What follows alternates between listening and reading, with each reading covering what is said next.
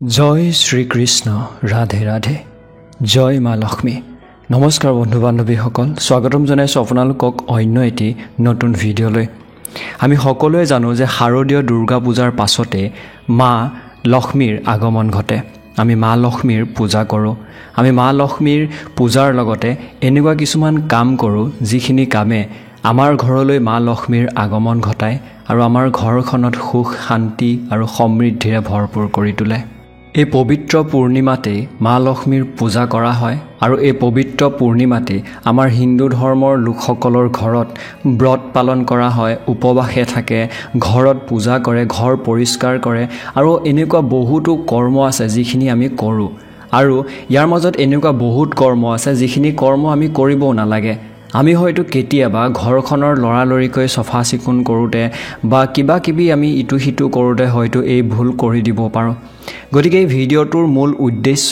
এইটোৱে যে আপোনালোকে সম্পূৰ্ণ বিধি আৰু নীতি নিয়ম অনুসৰি যাতে এই মা লক্ষ্মীৰ পূজা কৰিব পাৰে আৰু মা লক্ষ্মীৰ পূজা আৰাধনাৰ জৰিয়তে কি খাব লাগে নালাগে কিমান সময়ত আপোনালোকে পূজা কৰিলে ঘৰখনৰ বাবে ভাল কেনে ধৰণে পূজা কৰিব আৰু ঘৰৰ পৰা এনেকুৱা কিছুমান সামগ্ৰী আছে যিখিনি সামগ্ৰী আপোনালোকে বেলেগক দিয়াটো খুবেই বেছি অনুচিত আৰু বেলেগক দিব নালাগে লগতে এনেকুৱা 6টা ৰাশিৰ বিষয়ে আপোনালোকক এই ভিডিঅ'টোত জনাম একেবাৰে ভিডিঅ'টোৰ শেষৰ ফালে যি 6টা ৰাশিৰ ক্ষেত্ৰত খুবেই বেছি ভাল প্ৰতিফলন দেখিবলৈ পোৱা যায় এই মা লক্ষ্মীৰ পূজাৰ পাছতে বা এই মা লক্ষ্মীৰ পূজাই সেই 6টা ৰাশিৰ বাবে শুভ সময় কঢ়িয়াই আনিব গতিকে ভিডিঅ'টো অতি গুৰুত্বপূৰ্ণ হ'বলৈ গৈ আছে শেষলৈকে চাই থাকিব যদি ভাল লাগিছে ইমান সময় এটা লাইক কৰি দিব চেনেলটো যদি আপুনি সাবস্ক্ৰাইব কৰা নাই সাবস্ক্ৰাইব কৰি কাষতে থকা ঘণ্টাৰ নিচিনা সৰু ছবিটো চুই দিয়াৰ লগতে কমেন্ট বক্সত এবাৰ মনৰ পৰা জয় মা লক্ষ্মী বুলি লিখিবলৈ নাপাহৰিব এই লক্ষ্মী পূজাৰ সময়ত আপোনালোকৰ কেইটামান সংকেত যদি ঘৰখনত দেখিবলৈ পায় তেন্তে হলে এইটো জনাটো খুবেই বেছি উচিত যে আপোনাৰ বাবে মা লক্ষ্মীৰ হয়তো সন্তুষ্ট হোৱাৰ এটা সংকেত প্ৰদান কৰিছে প্ৰথমটো সংকেত হৈছে যে যদি আপোনালোকৰ ঘৰত একেলগে একেটা ঠাইতে তিনিটা জেঠি থকা দেখা পায় বা ঘৰৰ তুলসী থকা জায়গাকনত বা ঘৰৰ মন্দিৰত বা গোসাঁই ঘৰত যদি আপোনালোকে দেখা পায় তেন্তে হলে সেয়া আপোনালোকৰ বাবে এটা শুভ লক্ষণ বুলি মান্য কৰা হয় গতিকে যদি দেখে চাউল অকনমান ছটিয়াই মনৰ আশাবোৰ সেই জেঠিটোৰ ওচৰত ব্যক্ত কৰিবলৈ যত্ন কৰিব 2 নম্বৰৰ সংকেতবিধ হৈছে কলা পৰুৱা যদি আপোনাৰ ঘৰখনলৈ অহা দেখা পায় এই সময়খিনিত এই মা লক্ষ্মীৰ এই যি শুভ সময় আছে এই সময়খিনি তেন্তে হলে সেয়াও কিন্তু এক শুভ লক্ষণ বা শুভ সংকেত আপোনাৰ ঘৰখনলৈ প্ৰদান কৰে আৰু এই পৰুৱা হঠাৎ যদি আপোনাৰ ঘৰখনলৈ এই কেইটা দিনতহে অহা দেখা পায় তেতিয়াহে এইটো সংকেত বুলি ভাবি ল'ব যদি আপোনাৰ ঘৰত আগৰ পৰাই আছে তেন্তে হলে হয়তো সেয়া সংকেতৰ হিচাপে দেখা পোৱা নাযায় 3 নম্বৰৰ সংকেতবিধ হৈছে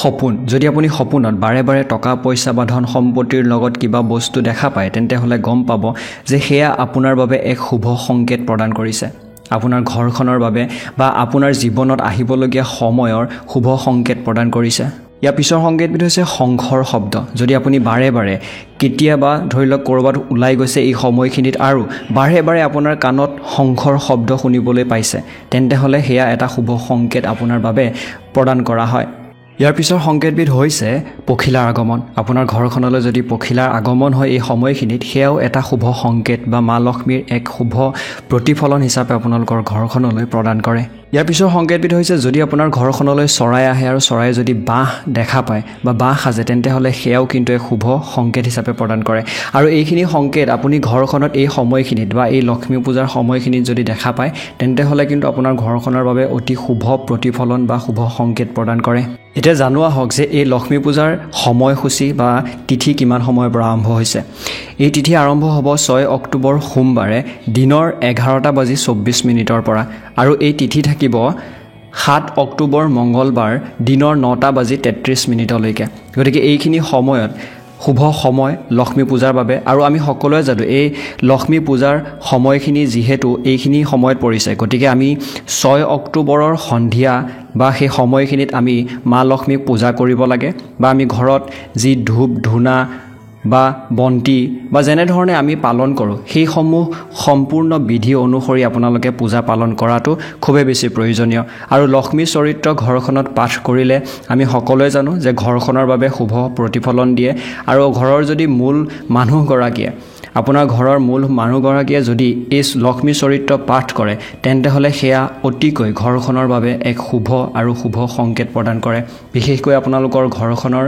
বয়সীয়াল মানুহগৰাকীয়ে যদি পাঠ কৰে খুবেই বেছি শুভ আৰু সকলোতকৈ শুভ সময় হৈছে লক্ষ্মী পূজাৰ বাবে বা আপোনাৰ ঘৰত বিধানসমূহ পালন কৰাৰ বাবে সকলোতকৈ শুভ সময় হৈছে 6 অক্টোবৰ সোমবাৰে সন্ধিয়া 5:18 পৰা সন্ধিয়া 6:54 সেই সময়খিনিত আপোনালোকে ঘৰখনত বন্তি প্ৰজ্বলন কৰক লক্ষ্মী চৰিত্ৰ পাঠ কৰক এই যিসমূহ কাম আছে এই শুভ সময়খিনিত আপোনালোকে কৰিব পাৰে কাৰণ এইখিনি সময় অতিকৈ শুভ বুলি মান্য কৰা হৈছে পঞ্জিকা অনুসৰি এতিয়া জানোৱা হওক যে আপোনালোকে কি কৰিব লাগে বা কি কৰিব নালাগে এই দিনাখন আপোনালোকে সকলোতকৈ প্ৰথমে কৰিবলগীয়া কামবিধে হৈছে সোনকালে শুৱাৰ পৰা উঠাটো আপোনালোকে এই দিনাখন কোনো কাৰণতে দেৰিলৈকে শুই নাথাকিব শুৱাৰ পৰা সোনকালে উঠি পাৰিলে নদীত স্নান কৰিব লাগে কাৰণ এই দিনাখন নদীত বহুতো দেৱ-দেৱীৰ আগমন ঘটে বুলি কোৱা হয় আৰু এই যি আগমন ঘটে যদি আপুনি সেই নদীত স্নান কৰিব পাৰে আপোনাৰ বাবে খুবেই বেছি ভাল প্ৰতিফলনৰ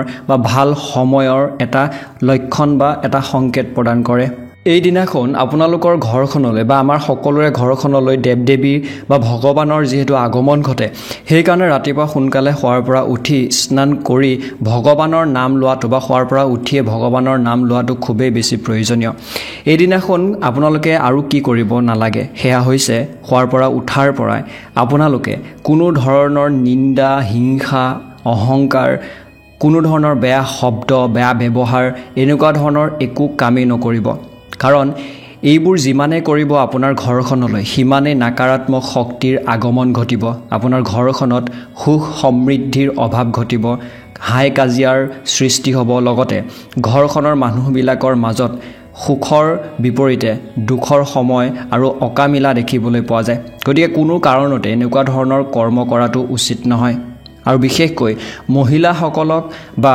যিকোনো কাৰণতে কোনো কথাতে হওক কোনো ধৰণৰ বেয়া ব্যৱহাৰ কৰাটো উচিত নহয় কাৰণ আমি সকলোৱে জানো যে মহিলাৰ শৰীৰত বা মহিলাক আমি দেৱীৰ ৰূপ দিওঁ গতিকে সেই দেৱীক কোনো কাৰণতে বা লক্ষ্মীক আপোনালোকে কোনো কাৰণতে বেয়া ব্যৱহাৰ কৰাটো বা অপমান কৰাটো অনুচিত গতিকে সেই কাম কিন্তু ভুলতো নকৰিব তাৰোপৰি এই লক্ষ্মী পূজাৰ দিনাখন চুলি দাড়ি জংঘল চফা কৰা গছ কটা নখ কটা এনেকুৱা ধৰণৰ যিবোৰ কটা চিঙা বা কামবোৰ আছে সেইবোৰ কৰাটো একেবাৰে অনুচিত ইয়াৰোপৰি যদি আপোনাৰ ঘৰখনলৈ কোনো অসহায় মানুহ বা তেনেকুৱা ধৰণৰ ব্যক্তি আহে কিবা এটা আপোনাৰ পৰা সহায় বিচাৰি নিশ্চয়কৈ নিদো বা নকৰো বুলি নকব যি পাৰে আপোনাৰ সামৰ্থ্য অনুসৰি কিবা এটা দান কৰি দিব বা কিবা এটা উপহাৰ হিচাপে তেওঁক প্ৰদান কৰিবলৈ চেষ্টা কৰিব শাস্ত্ৰমতে এই দিনাখন যদি আপোনালোকে দান কৰে তেন্তে হলে বহুতো বেছি দুৰ্ভাগ্য বা বেয়া সময়বোৰ আমাৰ পৰা আঁতৰি যায় কোনো কাৰণতে কোনো মানুহক মনত আঘাত দি কথা নকব তেওঁ বেয়া পোৱা বা তেওঁ বেয়া পোৱা ধৰণে তেওঁক আঘাত কৰিবলৈ কথা কেতিয়াও নকব কাৰণ যদি কোনোবাই এই দিনাখন আপোনাক অভিশাপ দিয়ে সেই গোটেই অভিশাপটো গোটেই জীৱনৰ বাবে থাকে আপুনি হয়তো কেতিয়াও তাৰ পৰা মুক্তি লাভ কৰিব নোৱাৰিব আপোনালোক ঘৰখনত এই দিনাখন কোনো কাৰণতে মাছ মাংস মাদক দ্ৰব্য বা যিকোনো তেনেকুৱা ধৰণৰ সামগ্ৰীসমূহ ঘৰত ৰন্ধন নকৰিব বা নাখাব সেয়া ঘৰখনৰ বাবে বা আপোনাৰ বাবে খুবেই বেছি এক বেয়া বা নকাৰাত্মক শক্তিৰহে উদ্ভৱ কৰে এই দিনাখন আপোনালোকে ভগৱান বিষ্ণু আৰু ৰাধা কৃষ্ণৰ নাম কীৰ্তন কৰাটো বা জপ কৰাটো খুবেই বেছি আপোনালোকৰ বাবে শুভ ক্ষণ বা শুভ প্ৰতিফলন দিব ঘৰখন কোনো কাৰণতে লেতেৰা হৈ থাকিবলৈ নিদিব সকলো বস্তু সকলো ঠাই খুব সুন্দৰ পৰিষ্কাৰ পৰিচ্ছন্ন কৰি ৰখাটো প্ৰয়োজনীয় কাৰণ পৰিষ্কাৰ আৰু পৰিচ্ছন্ন ঘৰ এখনতহে মা লক্ষ্মীয়ে সদায় বাস কৰে এই দিনাখন যদি গুড় ঘিউ বা নৈবেদ্য দি আপোনালোকে যদি ভোগ অকণমান দিব পাৰে খুবেই বেছি ভাল বহুতৰ ঘৰত আমি সেয়া দিওঁ আৰু সেয়া ঘৰখনৰ বাবে খুবেই বেছি ভাল প্ৰতিফলন বা ঘৰখনৰ বাবে এক শুভ সংকেত যদি কিবা কাৰণত আপোনালোকে সেই ভোগ বনাব নোৱাৰে তেন্তে হলে কোনো কথা নাই যদি আপোনালোকে ভগৱানলৈ অকণমান কিবা প্ৰসাদ হিচাপেও আগবঢ়াই সেয়া পাছত গ্ৰহণ কৰে পূজাৰ পাছত সেয়াও আপোনালোকৰ ঘৰখনৰ বাবে সিমানটোৱে ভাল প্ৰতিফলন বা শুভ আপোনালোকৰ বাবে প্ৰতিফলন দেখুৱাব গায়ত্ৰী মন্ত্ৰ আপোনালোকে গায়ত্ৰী মন্ত্ৰ 108 বাৰ জপ কৰাটো খুবেই বেছি আপোনালোকৰ ঘৰখনৰ বাবে শুভ প্ৰতিফলন দিব পূজাৰ নিয়ম এই দিনাখন কোনো কাঁহৰে বনোৱা ঘণ্টা আপোনালোকে নবজাব। কোনো ধৰণৰ তুলসী পাত আপোনালোকে পূজাত নিদিব। লগতে লোহাৰে তৈয়াৰী হোৱা সামগ্ৰী এই দিনাখন বা কাঁহীয়ে হওক যি বস্তুৱে হওক ব্যৱহাৰ নকৰিব লক্ষ্মী পূজাত।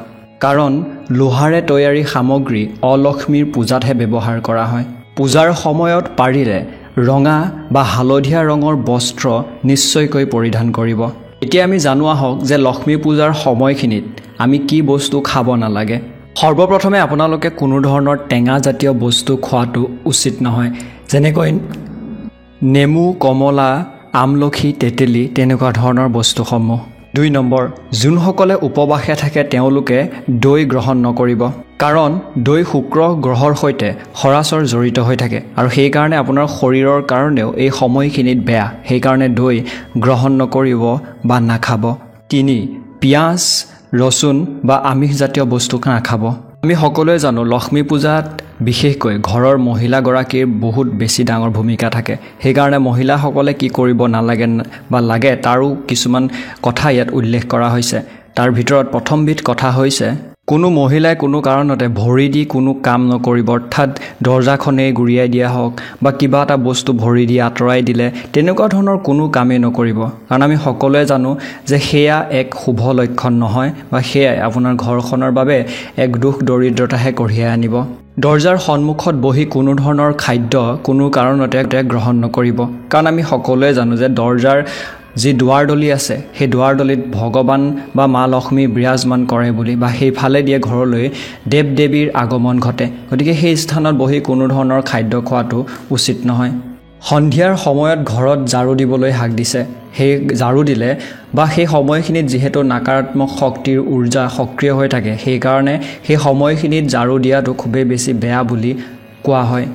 ৰাতি খোৱা সামগ্ৰী বা বাচন বৰ্তন কেতিয়াও থৈ নিদিব বা বহুত দেৰিলৈকে বা কোনো কাৰণতে দেৰিলৈকে শুই থকাটো বেয়া বুলি কৈছে।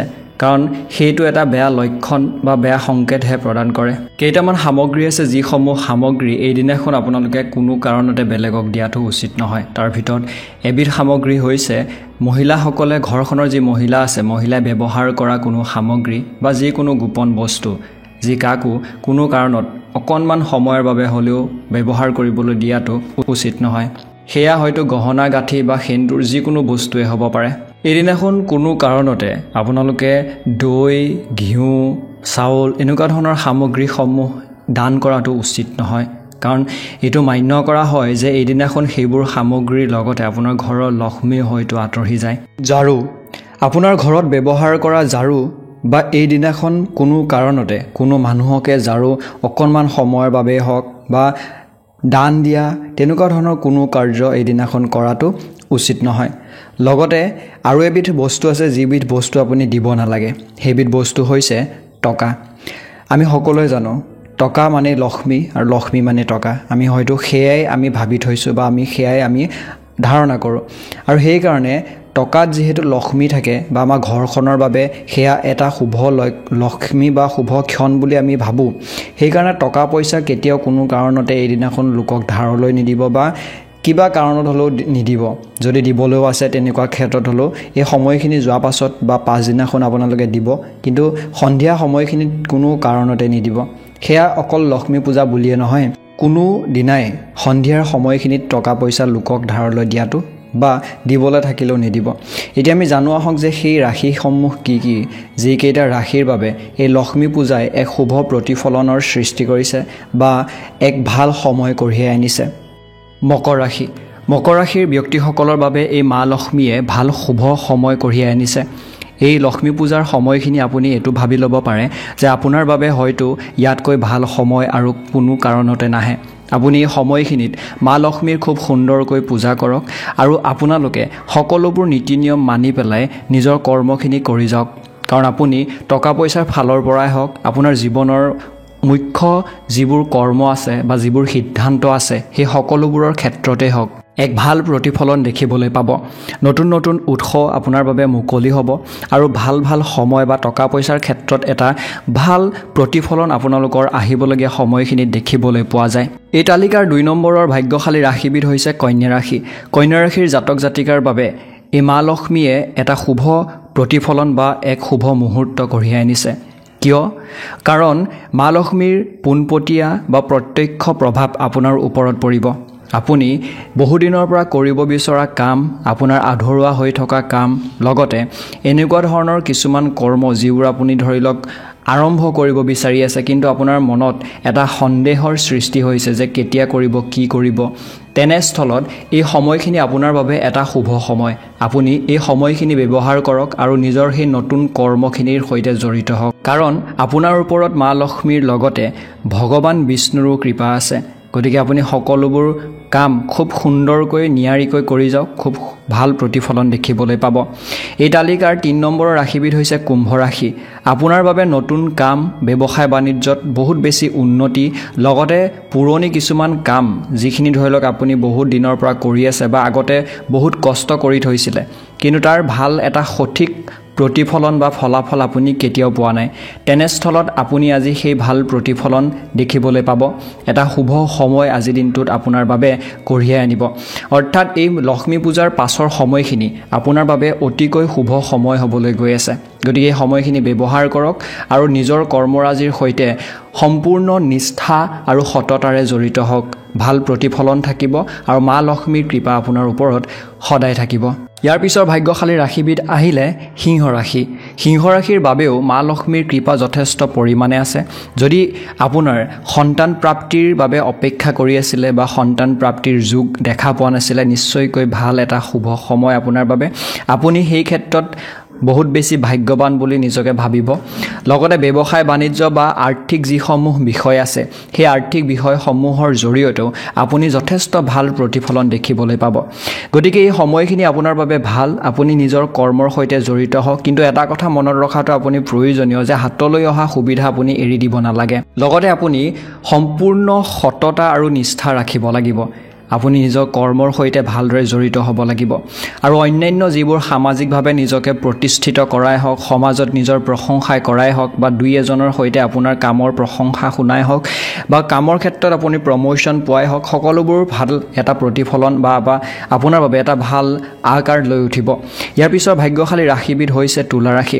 তুলা ৰাশি জাতক জাতিকাৰ বাবে আৰ্থিক স্থিতি কিন্তু খুবেই বেছি সুন্দৰ হোৱা দেখিবলৈ পোৱা যায়। আপুনি ভাল প্ৰতিফলন আৰু ভাল সময় এই যি মা লক্ষ্মীৰ পূজা আছে, পূজাৰ পাছতে দেখিবলৈ পাব। আৰু এই পূজাত আপুনি সম্পূৰ্ণ নিষ্ঠাৰে বা সম্পূৰ্ণ নীতি আৰু বিধি অনুসৰি পূজা পাতল কৰাটো কিন্তু প্ৰয়োজনীয়, কাৰণ সেইটোৱে আপোনাৰ বাবে এক শুভ সময় বা এক শুভ প্ৰতিফলনৰ সৃষ্টি কৰিব। গতিকে নিয়মসমূহ মানি চলাটো আৰু সম্পূৰ্ণ ভগৱানৰ ওপৰত আস্থা ৰাখি কাম কৰি যোৱাটো, সততাৰ পথত থাকি, সেইটো আপোনাৰ বাবে কিন্তু প্ৰয়োজনীয়। ইয়াৰ পিছৰ অন্তিমবিধ ৰাশি আহিছে মেষ ৰাশি। মেষ ৰাশিৰ জাতক জাতিকাৰ বাবেও ভাল প্ৰতিফলন দেখিবলৈ পোৱা যায়। আপুনি হয়তো আগৰ ভাগ্যশালী ৰাশিটো নাম পৰিছে আপোনাৰ ভিডিঅ' কেইটাত দেখিছে হয়তো, কিন্তু যদি আপুনি ভাবিছে যে আপোনাৰ ক্ষেত্ৰত কিয় উন্নতি হোৱা নাই বা তেনেকুৱা ধৰণৰ ভাল প্ৰতিফলন কিয় দেখা পোৱা নাই, তেন্তে হ'লে তাৰ উত্তৰটো হৈছে যে আপুনি সম্পূৰ্ণ নিষ্ঠা আৰু যিমানখিনি হয়তো কষ্ট কৰিব লাগে বা যিমানটো আপোনাৰ কৰ্মৰ সৈতে জড়িত হ'ব লাগে সিমানটো পৰ্যায়ত জড়িত হোৱা নাই। আপুনি কৰ্ম কৰি যাওক। হয়তো আজি কৰা কৰ্মটোৰ প্ৰতিফলন আহিবলগীয়া সময়ত ইমান ভাল এটা দেখিবলৈ পাব, যিটো হয়তো আপুনি সপোনতো ভবা নাছিলে। গতিকে তেনেকুৱা ধৰণৰ এটা ভাল প্ৰতিফলন পাবৰ বাবে বৰ্তমান সময়খিনিক আপুনি ব্যৱহাৰ কৰক। আৰু যিহেতু ভাল সময় বুলি কৈছে, হয়তো ক'ৰবাত নহয় ক'ৰবাত কিবা এটা আপোনাৰ বাবে এনেকুৱা সুবিধা বা এনেকুৱা আপোনাৰ বাবে সংকেত দিব, সেই সুযোগ বা সুবিধাটোক আপুনি গ্ৰহণ কৰি আগবাঢ়ি যাওক। নিশ্চয়কৈ ভাল প্ৰতিফলন দেখিবলৈ পাব। আশা কৰিছোঁ এই ভিডিঅ'টো আপোনালোকৰ বাবে খুবেই বেছি গুৰুত্বপূৰ্ণ বা ভাল হৈছে। আৰু এই মা লক্ষ্মীৰ পূজাই, অৰ্থাৎ শ্ৰী শ্ৰী লক্ষ্মী পূজাই যাতে সকলোৰে ঘৰ সংসাৰ সুখ শান্তিৰে আৰু সম্পূৰ্ণ সফলতাৰে ভৰপূৰ কৰি তোলে, তাৰে কামনা কৰিছোঁ। পুনৰ লগ হোৱাৰ আশাৰে জয় মা লক্ষ্মী। ওম নমঃ শিৱায়। হৰে কৃষ্ণ। ধন্যবাদ।